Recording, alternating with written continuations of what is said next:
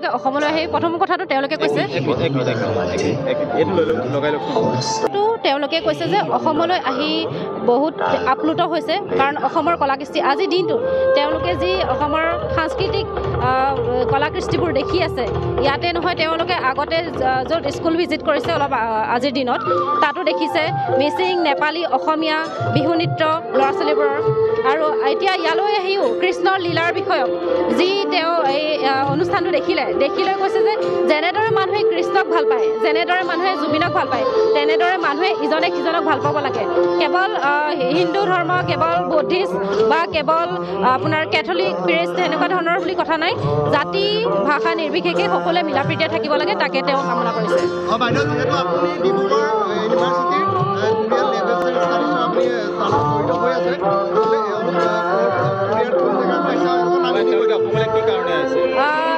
তেওঁলোক আহিছে কোৰিয়াৰ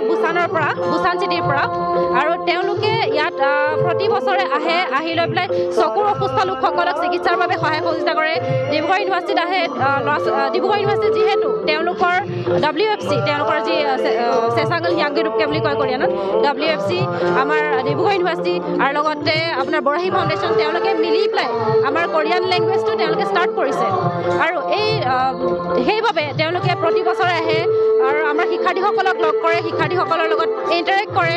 আৰু বিভিন্ন ঠাইত আহি ডনেশ্যন দিয়ে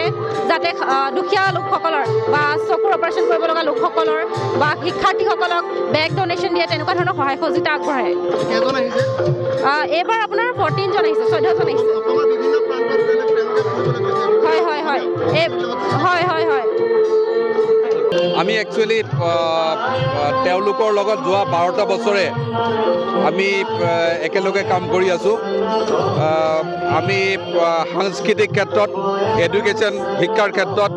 আৰু মেডিকেল ছাপোৰ্ট এই ক্ষেত্ৰত আমি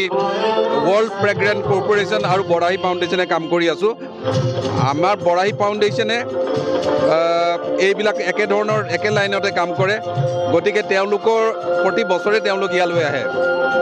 এইবাৰ আপোনালোকৰ ইয়াত সোণালী জয়ন্তী আমাৰ এই অঞ্চলত ইয়াত যেতিয়া হৈছে তেওঁলোকক মই নিমন্ত্ৰণ কৰিলোঁ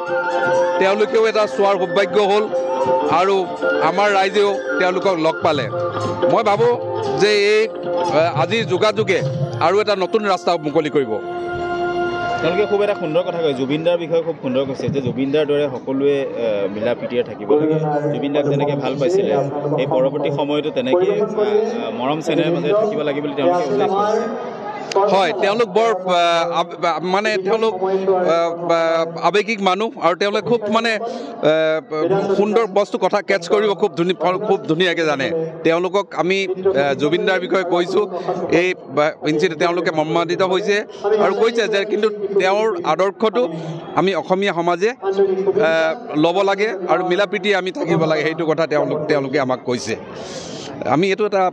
তেওঁলোকৰ পৰা আমি ভাল শিকিবলগীয়া কথা আৰু যেহেতু স্বাস্থ্য সম্পৰ্কীয় বিষয়ত তেওঁলোকে কিবা এটাও MOU চাইন কৰিছে বুলি আমি গম পাইছোঁ কেনেধৰণৰ তেওঁলোকে MOU চাইন কৰিছে কি ক'লে স্বাস্থ্য সম্পৰ্কীয় হয় তেওঁলোকে স্বাস্থ্য সম্পৰ্কীয় MOU চাইন কৰিছে তেওঁলোকৰ ডক্টৰ আহি চিকিৎসা কৰিব চকুত চিকিৎসা কৰিব আৰু আমি যিবিলাক বুঢ়া মানুহ সেইবিলাকৰ চকুৰ কাৰণে লেন্স দিয়া বা চশমা দিয়া বা ফ্ৰী ট্ৰিটমেণ্ট দিয়া তাৰ ব্যৱস্থা কৰিম